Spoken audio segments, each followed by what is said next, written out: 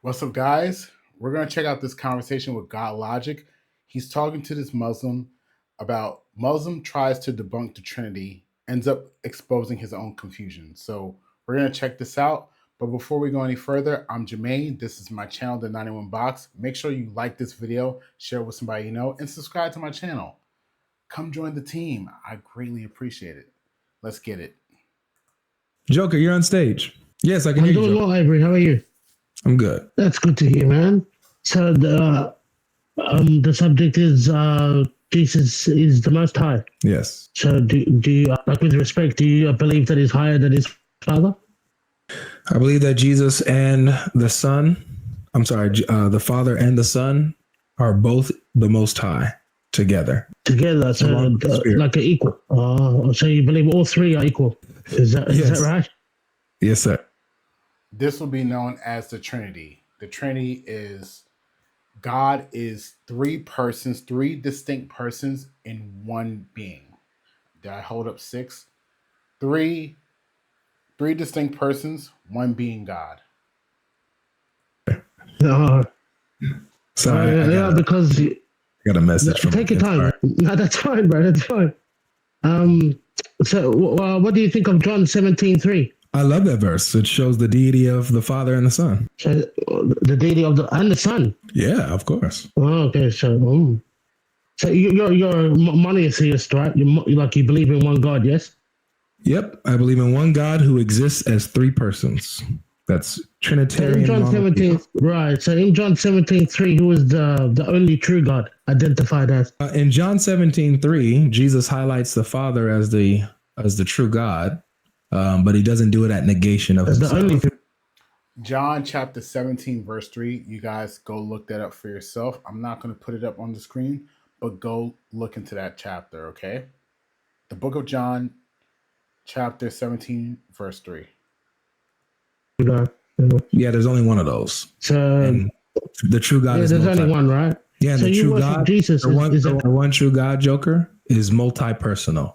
He's the Father, the Son, and the Holy Spirit. What does that mean? Yeah, I'm not sure what that means, multi-personal. It means that the one true God exists as three distinct persons. The Father and the Son and the Holy Spirit are distinct persons who coexist and share the same divine essence, the same one being as the one God.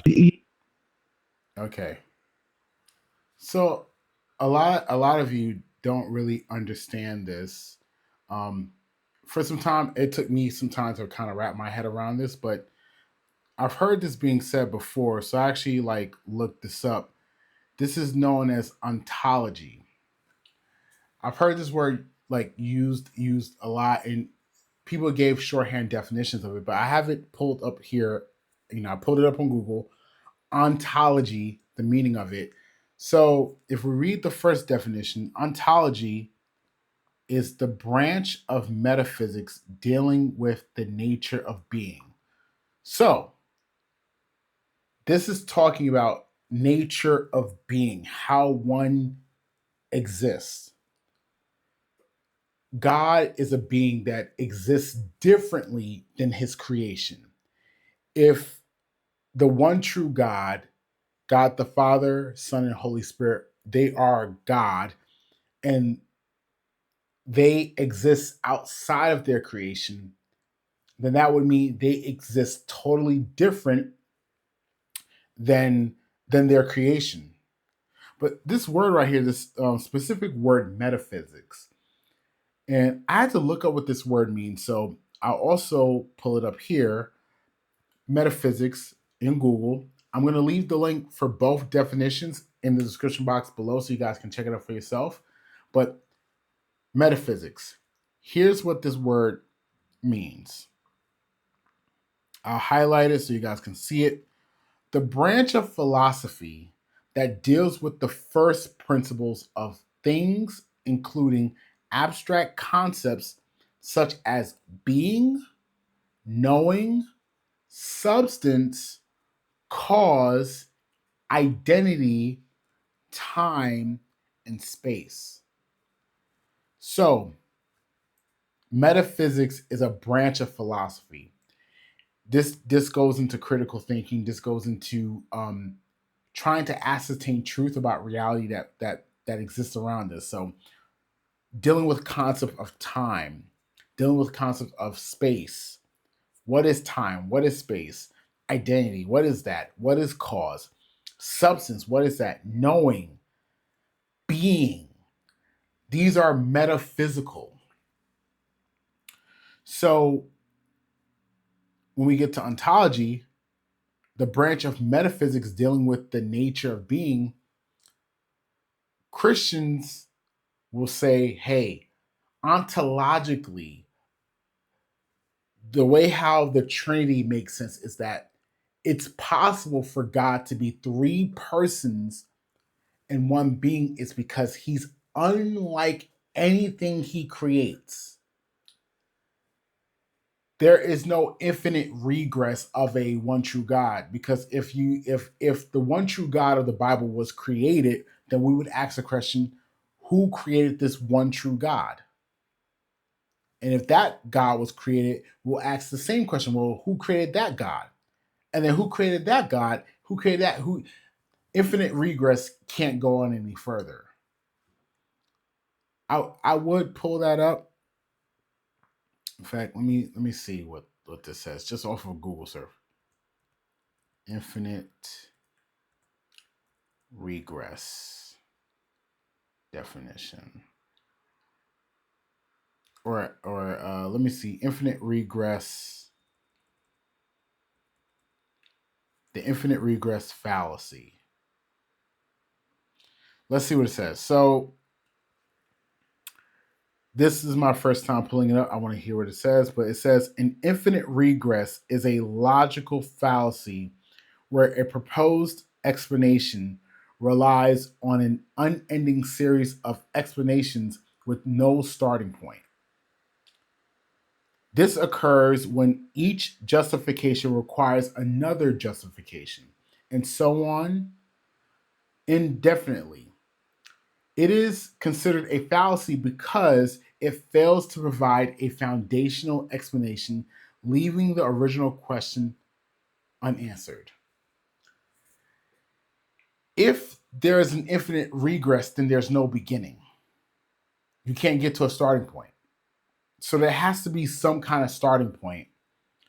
Dr. Frank Turk, he always says this on his panels, but there can't be an infinite regress of just gods upon gods upon gods, because then we would never get to the original God that created all the set of gods. So there is only one true God. We as Christians are monotheistic, but the complication or the complicated nature of God is a mystery to us, because we exist differently than our creator. We have one person, which is us, who we are, and one being, human being.